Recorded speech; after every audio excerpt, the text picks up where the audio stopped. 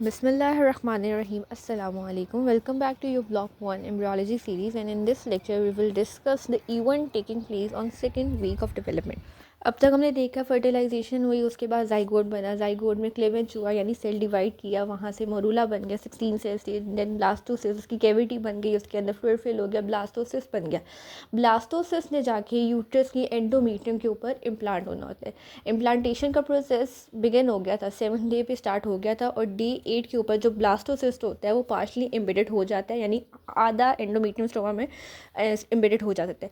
दो तरह की सेल पॉपुलेशन हमने पढ़ी थी, एक एम्ब्रियोब्लास्ट बनते हैं और एक ट्रोपोब्लास्ट बनते हैं। ट्रोपोब्लास्ट वो सेल्स हैं जिन्होंने इम्प्लांटेशन करवानी होती है। ट्रोपोब्लास्ट ने डे 8 के ऊपर आके 2 लेयर्स में डिवाइड हो देना है। एक इनर लेयर होगी जिनको हम साइटोट्रोपोब्लास्ट सेल्स कहते हैं, और एक आउटर लेयर होती है जो सिंसिटियोट्रोपोब्लास्ट सेल्स हैं। और यही वो सिंसिटियोट्रोपोब्लास्ट हैं जो जब बन जाएंगे, इन्होंने HCG human chorionic gonadotrophin hormone female के अंदर सिक्रीट करना है। That is the first sign of your pregnancy. दोनों में कुछ डिफरेंसेस हैं। जो साइटोट्रोपोब्लास्ट होते हैं वो मोनोन्यूक्लिएटेड सेल्स होते हैं, सिंसिटियोट्रोपोब्लास्ट मल्टी न्यूक्लिएटेड होते हैं। साइटोट्रोपोब्लास्टिक सेल्स की एक डिस्टेंट बाउंड्री होती है, सेल मेम्ब्रेन होती है उनकी, सेल बाउंड्री होती है, और सिंसिटियोट्रोपोब्लास्ट की कोई डिस्टेंट बाउंड्री नहीं होती। और जो साइटोट्रोपोब्लास्ट हैं वो माइटोटिक एक्टिविटी एग्जिबिट करते हैं, यानी वो माइटोटिकली डिवाइड करते हैं, सिंसिटियोट्रोपोब्लास्ट माइटोटिकली डिवाइड नहीं करते। तो ये 3 तरह के इनमें डिफरेंस थे। उसके बाद epiblastic cell adjacent to cytotrophoblast are called amnioblast. Cytotrophoblast के बिल्कुल एडजेसेंट एपिब्लास्ट सेल्स जो होते हैं उनको हम एमनियोब्लास्ट कहते हैं, वो एमनियोब्लास्ट बना देंगे together with the rest of the epiblast. ये एमनियोटिक कैविटी बन जाएगी डे 8 के ऊपर, और ये सेल्स क्या करेंगे, उसको लाइन करेंगे। जिस तरह ट्रोपोब्लास्ट डिवाइड हो रहा था 2 लेयर्स में, साइटोट्रोपोब्लास्ट और सिंसिटियोट्रोपोब्लास्ट, उस तरह एम्ब्रियोब्लास्ट भी 2 डिस्टेंट लेयर में मजीद डिवाइड हो जाएगा। एक इसकी लेयर होगी स्मॉल क्यूबाइडल सेल की जो ब्लास्टोसिस्ट कैविटी के साथ एडजेसेंट होंगे, जिनको हम हाइपोब्लास्ट लेयर कहते हैं, और दूसरी लेयर होती है हाई कोलमनर सेल की जो एमनियोटिक कैविटी के एडजेसेंट होंगे, स्टार्ट होंगे। फिर हम डायग्राम देखते हैं तो उसमें आपको क्लियर हो जाएगा, जिसको एपिब्लास्ट लेयर कहते हैं। इसके अलावा जो एक्स्ट्रा एम्ब्रियोनिक मेसोडर्म है वो स्प्लिट कर जाएगी 2 लेयर्स के अंदर, एक सोमैटिक होती है और एक सप्लानिक लेयर्स होती है। 2 कैविटीज भी बन जाती हैं during day 8, amniotic and yolk sac cavity या प्राइमरी यॉक सैक भी कहते हैं। डे 8 को डे ऑफ 2 भी कहते हैं। क्यों कहते हैं? बिकॉज इसमें हर चीज़ ना 2-2 में जा रही है। लाइक ट्रोपोब्लास्ट ही वो 2 में डिवाइड होगी, साइटोट्रोपोब्लास्ट सिंसिटियोट्रोपोब्लास्ट। एपिब्लास्ट है वो 2, एम्ब्रियोब्लास्ट है वो 2 में डिवाइड होगी। एपिब्लास्ट और हाइपोब्लास्ट में 2 कैविटीज़ बन गई। एक्स्ट्रा एम्ब्रियोनिक मेसोडर्म ने 2 लेयर्स देनी, सोमैटिक और सप्लानिक। इन रीजन की वजह से इसको डे 8 को डे ऑफ 2 भी कहते हैं, और ये भी इंपॉर्टेंट एक आपका लैंडमार्क क्वेश्चन है, SCQ भी आ सकता है।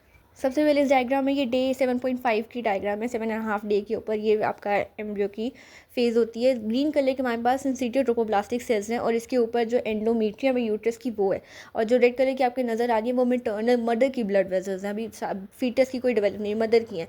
सिंसिटियोट्रोपोब्लास्ट इन्वेट करा जा रहा है आहिस्ता आहिस्ता, क्या है, यूट्रस को, एंडोमीट्रियम स्टोमा को। कहाँ पे कर रहा है? यूट्राइन ग्लैंड भी हमने पिछले लेक्चर में देखा था कि ये कहाँ पे स्टेब्लिश करते हैं, close to the opening of uterine gland जाके इन्होंने इन्वेट करना शुरू होना था। यहाँ पे देखें यूट्राइन ग्लैंड ओपन कर रही है, सरफेस एपिथेलियम है, उसने क्या किया, सरफेस एपिथेलियम थोड़ी सी खुलेगी, मतलब उसमें एक डिफेक्ट सा पैदा हो गया जहाँ पे ये इम्प्लांट हो रहा है। ग्रीन कलर की, डार्क ग्रीन कलर की सिंसिटियोट्रोपोब्लास्टिक सेल्स आ जाएंगे। आगे उससे अगली लेयर जो लाइट ग्रीन कलर की है वो हमारे पास साइटोट्रोपोब्लास्ट आ जाएंगे। साइटोट्रोपोब्लास्ट के बिल्कुल एडजेसेंट एमनियोब्लास्ट सेल्स बन जाएंगे। एमनियोब्लास्ट सेल्स ने आगे जाके 2 मजीद जो एम्ब्रियोब्लास्टिक सेल्स होते हैं उन्होंने डिवाइड कर देना। एपिब्लास्ट ब्लू कलर की बन जाएगी और इसको नीचे लाइन करेगी हाइपोब्लास्ट। इन दोनों के दरमियान होती है एमनियोटिक कैविटी, और बाहर की तरफ होती है हमारे पास ब्लास्टोसिस्ट कैविटी। नेक्स्ट डे 9 पे क्या होता है, ब्लास्टोसिस्ट जो पार्शली इम्बिड हो गया था वो मजीद इम्बिड हो जाएगा एंडोमीट्रियम के अंदर। पेनिट्रेशन डिफेक्ट, यानी यूट्रस की वो सरफेस जहाँ पे ये इम्बिड हो रहा है ना, वहाँ पे यूट्रस की सरफेस में डिफेक्ट से एक ओपनिंग सी क्रिएट हो जाएगी। वो क्या करेगी, वो क्लोज होना शुरू कर देगी। किसके थ्रू? फिब्रिन कोगुलम। अभी शुरू हुई है, पूरी पूरी क्लोज नहीं हुई। 2 पोल्स बन जाते हैं जो हमने देखे थे। एक एम्ब्रियोनिक पोल होता है, ठीक है, जहाँ पे ट्रोपोब्लास्ट ज़्यादा डेवलप कर जाएंगे, और उसमें ट्रोपोब्लास्ट के अंदर स्पेसिस से क्रिएट हो जाएगी, जो ट्रोपोब्लास्टिक सेल्स हो जाएंगे। ल्यूकाने कहते हैं उन स्पेसिस को। सेंसिटियम यानी सिंसिटियोट्रोपोब्लास्टिक वाला जो एरिया होगा उनके दरमियान स्पेसिस से क्रिएट हो गया, ल्यूकाने कहेंगे उसको, ल्यूकाइनर स्टेज कह देंगे। ये एम्ब्रियोनिक पोल के ऊपर हो रहा था जहाँ पे ट्रोपोब्लास्ट ज़्यादा डेवलप कर था। दूसरा होता है एक एम्ब्रियो का एम्ब्रियोनिक पोल, वहाँ पे ट्रोपोब्लास्टिक सेल्स इतने ज़्यादा डेवलप नहीं करेंगे, सिंपली फ्लैटन रहेंगे। हाइपोब्लास्ट सेल्स थे, हाइपोब्लास्ट और एपिब्लास्ट थे। जो हाइपोब्लास्ट सेल्स वहाँ पे प्रेजेंट होते हैं उन्होंने एक्सोसिलोमिक या फिर ह्यूजर मेम्ब्रेन बनानी होती है, और उसने साइटोट्रोपोब्लास्ट को ना अंदर की साइड से लाइन करना होता है। ह्यूजर मेम्ब्रेन और हाइपोब्लास्ट ये दोनों मिलके, एक तो साइटोट्रोपोब्लास्ट की इनसाइड को लाइन कर दिया ह्यूजर मेम्ब्रेन ने सिर्फ, फिर ह्यूजर मेम्ब्रेन और हाइपोब्लास्ट इन दोनों ने मिलकर जो एक्सोसिलोमिक कैविटी होती है, यानी प्रिमिटिव यॉक्स है जो पिछले डे 8 पे बन गई थी, कैविटी बनी थी, उसको भी लाइन करना होता है। ये हमारे पास वीक 9 की डायग्राम है। तो वही डार्क ग्रीन कलर के जो सिंसिटिव ट्रोपोब्लास्टिक सेल्स थे वो मज़ीद इन्वेड कर गए, मज़ीद अंदर चला गए और उनके दरमियान स्पेसेस से क्रिएट हो गए जिनको ट्रोपोब्लास्टिक लुकाने कहते हैं। बाद में अगले डेज में देखेंगे ये स्पेसेस जो ऊपर मेटर्नल कैपिलरीज है ना उनके साथ ऊपर जाते जाते उनके साथ मिल जाएंगी और ब्लड सर्कुलेशन इस्टेब्लिश हो जाएगी प्लेसेंटा की। अगले डेज में भी ये देखते हैं।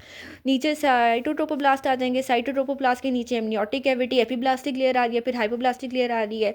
हाइपोब्लास्ट नहीं, जो येलो कलर की पूरी कैविटी को अंदर वाली एक्सोसिलोमिक जो प्रिमिटिव यॉक्स है, जो एक बड़ी सी आपको कैविटी नजर आ रही है, इसको लाइन कर रहे हैं हाइपोब्लास्ट के जो सेल, उनको हम कहते हैं एक्सोसिलोमिक या भी ह्यूजर मेम्ब्रेन। और जो सरफेस एपिथेलियम थी यूट्रस की, वहाँ पे जो फिब्रिन कोगुलम है डिपॉजिट होना शुरू हो गया ताकि डिफेक्ट को क्लोज कर सके। डे 10 के ऊपर कोई इतने नोटिसेबल चेंजेस नहीं होते। डे 11 और 12 के दौरान क्या होता है, ब्लास्टोसिस जो डे 7 से शुरू हुआ था अब टोटली सारा का सारा एंडोमीट्रियम में इम्प्लांट हो गया, यानी पूरा का पूरा एम्बेडेड हो गया है। सरफेस एपिथेलियम का जो डिफेक्ट था वो भी ऑलमोस्ट कंप्लीटली क्लोज हो गया बाय यूट्राइन वॉल के अंदर by fibrin coagulum. Cells of syncytiotrophoblast, मैंने आपको पिछले डायग्राम में दिखाने जो दिखाए थे वो क्या करेंगे, सिंसिटिव ट्रोपोब्लास्ट के वो पेनिट्रेट करते रहेंगे, डीप एंडोमीट्रियम स्ट्रोमा को पेनिट्रेट करते रहेंगे और मदर की मैटरनल ब्लड से जा मिलेंगे। जब मदर की ब्लड वजह से जा मिले तो दोनों के दरमियान क्या होगा, एक कॉन्टैक्ट सा इस्टेब्लिश हो जाएगा, एक पैसेज सा बन जाएगा जिसके थ्रू जो मदर का ब्लड है वो फीटस के अंदर जो प्लेसेंटा इस्टेब्लिश, प्लेसेंटा बन रहा है, इसके अंदर आना शुरू हो जाएगा। मतलब एक साइनोसॉइड्स कहते हैं, मेटरनल कैपिलरीज को साइनोसॉइड्स का नाम देते हैं। तो ब्लड फ्लो स्टार्ट हो जाएगा, आपकी जो इम्प्लांटिंग प्लेसेंटा है उसके अंदर फीटस को ब्लड मिलना शुरू हो जाएगा और इस डे के ऊपर यूरो प्लेसेंटल सर्कुलेशन इस्टेब्लिश हो जाती है। कौन से डे पे, डे 11 एंड 12 के ऊपर। मज़ीद चेंजेस इन डेज में क्या होता है कि यॉर्क सेक्स से एक new population of cells, new तरह के सेल्स आते हैं किसके दरमियान, साइटोट्रोपोब्लास्ट और नीचे उसके एक्सोसिलोमिक कैविटी थी ना, यानी प्रिमिटिव कैविटी यॉर्क सेक थी, उन दोनों के दरमियान एक और सेल पॉपुलेशन आती है और उसको डिवाइड कर दी थी मज़ीद दो कैविटी में, जो आगे डे 13 के ऊपर हम देखेंगे डेफिनेटिव यॉर्क सेक बन जाता है। इन सेल्स ने बाहर की तरफ ट्रोपोब्लास्ट होता है और अंदर की तरफ एमनियोन और एक्सोसिलोमिक मेम्ब्रेन होता है और इसने दरमियान में सारे एरिया को एक लूज कनेक्टिव टिश्यू सा नेटवर्क बना देना है जो सारा इसको फिल कर जाएगा। लार्ज कैविटी डेवलप हो जाएगी फिर एक्स्ट्रा एम्ब्रियोनिक मेसोडर्म के अंदर और बाद में इस न्यू स्पेस को हम एक्स्ट्रा एम्ब्रियोनिक कैविटी या क्रोनियोनिक कैविटी का नाम देते हैं। एम्ब्रियो के हमने आगे जाके देखेंगे प्लेसेंटा की दो लेयर्स बनती है, एम्नियोन और chorion. So this is the chorionic cavity जो यहाँ पे एस्टेब्लिश हो गई, कहाँ से, एक्स्ट्रा एम्ब्रियोनिक मेसोडर्म से। एक्स्ट्रा एम्ब्रियोनिक मेसोडर्म जो साइटोट्रोपोब्लास्ट को लाइन करेगी और एमनियोन को लाइन करेगी उसको एक्स्ट्रा एम्ब्रियोनिक सोमेटिक मेसोडर्म कहते हैं। और वो एक्स्ट्रा एम्ब्रियोनिक मेसोडर्म जो यॉर्क सेक को, प्राइमरी यॉर्क सेक को, प्रिमिटिव यॉर्क सेक को लाइन करती है उसको एक्स्ट्रा एम्ब्रियोनिक सप्लानिक मेसोडर्म कहते हैं। ये एक बहुत इंपॉर्टेंट स्लाइड है, अलग से आपको एससीक्यू आते हैं, व्हाट इज डिसाइडर इरेक्शन और इस तरह के नाम से, डिसाइडर सेल्स क्या होते हैं, डिसाइडर बेजाले क्या होता है, डिफरेंट कोई भी वर्ड यूज़ कर सकते हैं। सो सेकंड वीक में क्या होता है, जो एंडोमीट्रियम के सेल्स होते हैं वो पॉलीहेड्रल हो जाएंगे, ग्लाइकोजन और लिपिड से लोडेड हो जाएंगे, तब उनको डिसाइडर सेल्स का नाम देते हैं।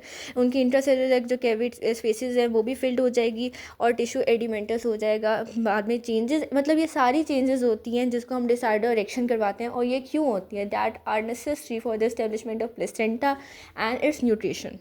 इस चैप्टर में से और ऐसे क्यूज आते हैं तो ये डायग्राम्स आती हैं वीक 8 की, डे 8 की डायग्राम ड्रॉ कर दें, यानी 7.5 वाली ड्रॉ करेंगे, डे 9 की ड्रॉ कर दें, 11-12 की ड्रॉ कर दें, तो कोई भी डायग्राम ड्रॉ करने के लिए आ सकती है। अब इसमें देखो, सबसे पहले जो डार्क ग्रीन कलर के सिंसिटिव ट्रोपोब्लास्ट के सेल हैं उन्होंने मैटरनल एंडोमीट्रियम को इन्वेट करके जो मदर की कैपिलरीज है यानी साइनोसॉइड्स हैं उनके साथ क्या किया, एस्टेब्लिश कर लिया कॉन्टैक्ट, और क्या होगा, यूरो प्लेसेंटा सर्कुलेशन यहाँ पे स्टार्ट होगी। पिछले डायग्राम में जो डे 9 वाली थी वहाँ पे भी कैविटीज़ बन रही थी, सर्कुलेशन नहीं हुई थी, कॉन्टैक्ट नहीं होता, यहाँ पे क्या है, कैविटी बन गई।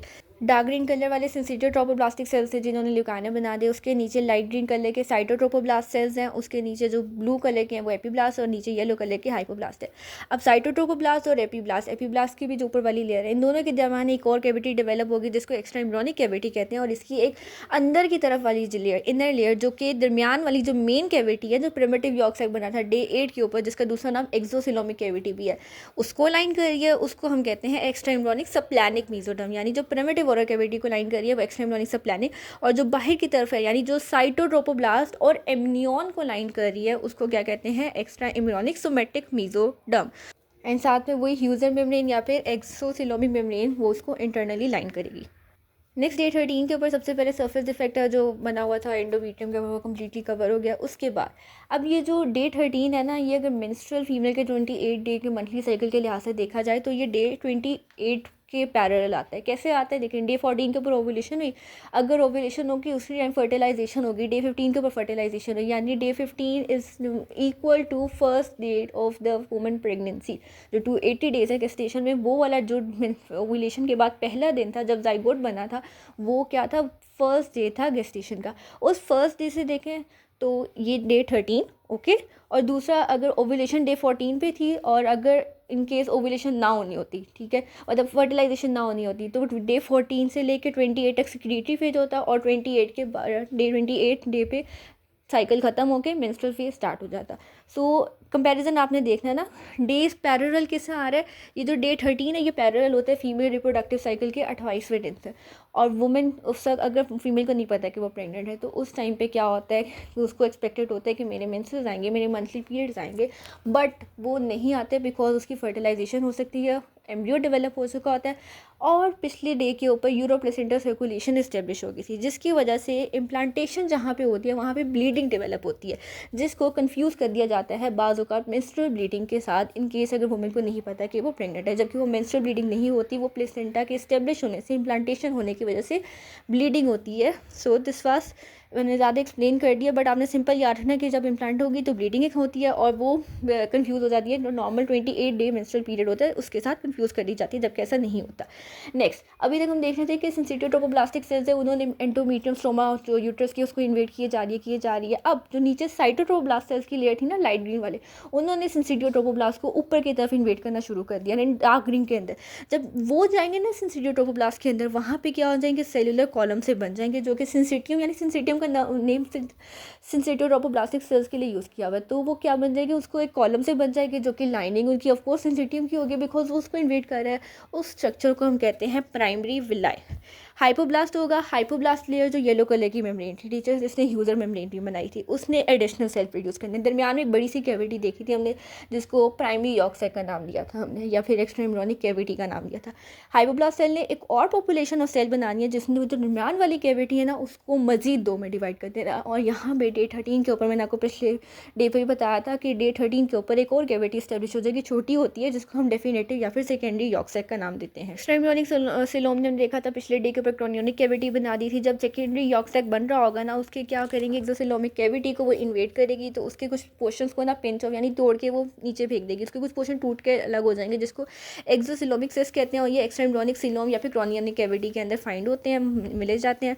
एक्स्ट्रा एम्ब्रियोनिक मेसोडर्म जो कि साइटोट्रोपोब्लास्ट को अंदर की तरफ से लाइन कर रही होगी, वो क्रोनियोनिक प्लेट भी बनाती है। Place where the extra embryonic mesoderm transfers the chorionic, extra embryonic mesoderm ने जहाँ पे क्रोनियोनिक कैविटी को ट्रांसफर्स करते हैं, यानी यूट्रस के साथ जुड़ना है, ट्रांसफर्स करते हैं, उसको काटते हुए वहाँ पे क्या होता है, कनेक्टिंग स्टॉक बन जाती है। लेटर कनेक्टिंग स्टॉक के अंदर ब्लड वेसल्स डेवलप हो जाती है, जिसकी वजह से वो अम्बिलिकल कॉर्ड बन जाती है। And umbilical cord is that structure जिसके थ्रू फीटस मदर से क्या होता है, मदर की अम्बिलिकस से कनेक्ट होता है।